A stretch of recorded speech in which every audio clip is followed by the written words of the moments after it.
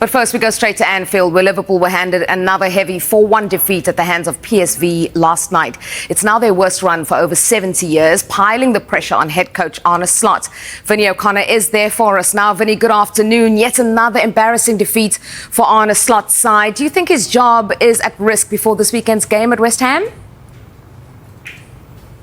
I don't get that impression, Julie. I certainly don't get the impression that there's any great appetite to remove Arne Slot from his role. And last night, of course, he was asked the direct question, is he worried about his position at Liverpool at the moment? And he was pretty forthcoming in what he had to say, that they often have talks between himself, Richard Hughes, the board, etc. And he still feels their support. Now, the messages that I've received this morning is that as he still feels that he has that support, that's enough to say that he does have the support as well. So I think there is plenty of credit in the bank for Arne Slot, given what he was able to achieve last season. But of course, 9 defeats in 12 games in all competitions is not the run of form that you associate with Liverpool Football Club. And as long as those kind of results continue, then there are always going to be questions about his position. The only way to change that, of course, is to start winning again.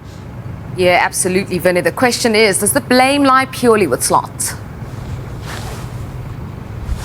I don't think it does. He'll say himself that it is a collective. Ultimately, the book does stop with the manager, of course, but there is a collective responsibility. I think in some ways we're not forgetting the players in all of this, because at the end of the day, the management isn't always culpable in terms of, you look at players, established players, and a drop-off in form, but also the talent that Liverpool have been able to bring in the summer. You can't legislate for them not necessarily getting up to speed in good time either. And I don't think there would have been many arguments about the kind of business that Liverpool did. Certainly the players that they brought in, yet we're still to see the best of the likes of Alexander Isak, Florian Wirtz, Milos Kerkez, of course, left back as well.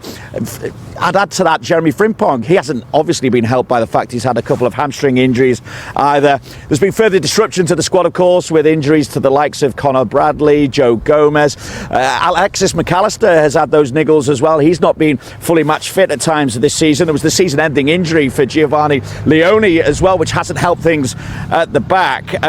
Where I suppose Arne Slot and his staff are culpable is they've not been able to sort out Liverpool's defensive fragility at times this season. Of course, we've seen their fragility at set pieces, the amount of goals they've conceded for there. They've at times been, and we saw it again last night, too open in the transition. While I think there can be questions asked as well of Sporting Director Richard Hughes in his capacity of bringing in players, because you look at, for instance, Mark Gay, and once he was identified as the centre-half that Liverpool wanted to bring in, could something more have been done earlier in the window to make sure that that deal got through rather than it happening at the last minute and, of course, ultimately breaking down? Of course, could more have been done even to get Alexander Isak in sooner, so he got a full pre-season or more of a full pre-season under his belt before being considered for selection as well?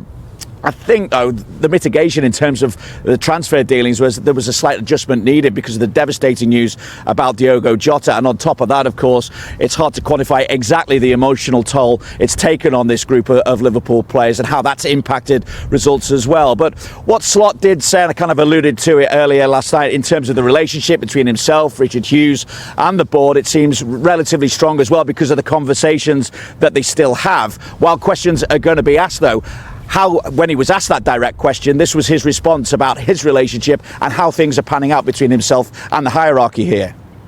Yeah, but not in the sense that they tell me every single minute from we support you, we support you, we support you. But we talk a lot if we are winning last season and if we are losing, and then they are helpful to me, to the team.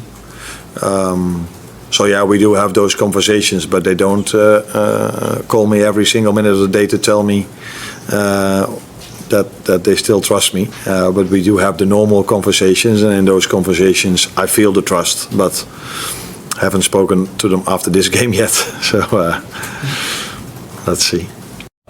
Yeah, Vinny, there were some strong words from former players about the situation at Liverpool. I guess everyone's asking, how does Slot begin to turn this around?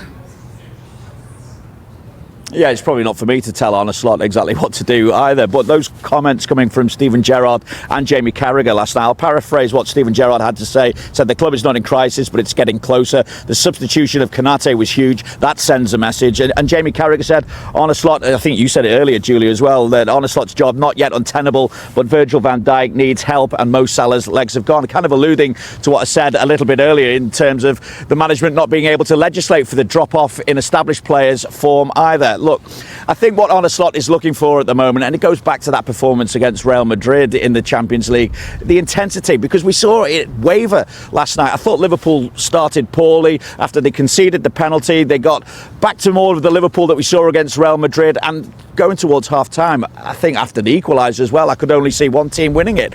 Then, after the break, Liverpool didn't reproduce the kind of intensity and effort that we'd seen earlier in the game, and once they conceded the second goal, OK, there was the chance for Cody Gakpo, but after that, Liverpool weren't really in it, and PSV had a relatively easy task, I suppose, of running out in the end as convincing winners. So I think it'll be intensity, getting that press back, putting teams under pressure, and being that little bit more defensive, or bringing back that defensive solidity so they're not so open in the transition. And of course, we keep going back to the set pieces as well.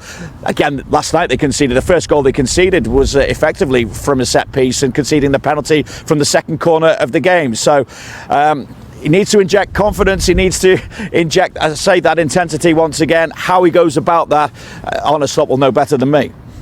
Yeah, Vinny, I will say the good news for you today is that you are not the one who has to find answers to that question that everyone is asking. Now, you mentioned the new players that Liverpool signed in the summer, but they've also committed to new deals for Virgil van Dijk and for Mohamed Salah. Is that kind of starting to look like a mistake now, given the big drop-off from both players? What do you think?